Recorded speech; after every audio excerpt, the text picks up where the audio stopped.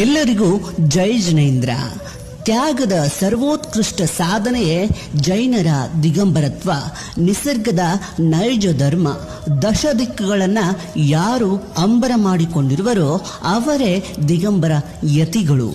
ಜೈನ ಸಾಧುಗಳ ನಗ್ನತೆಯು ನಿಂದನೀಯವಲ್ಲ, ವಂದನೀಯವಿದೆ.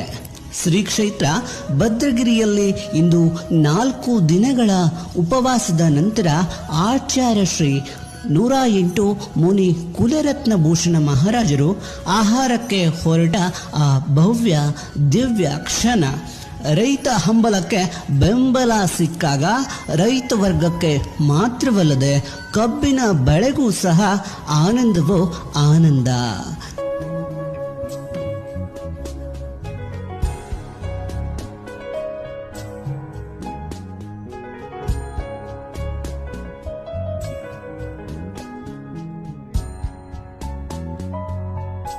ಆಹಾರದ ನಂತರ ಮಾರ್ಗದಲ್ಲಿ ಜೋಡತ್ತಿನ ಬಂಡಿ ಆಚಾರ್ಯ ಶ್ರೀಗಳ ದರ್ಶನಗೈದ ದೃಶ್ಯ.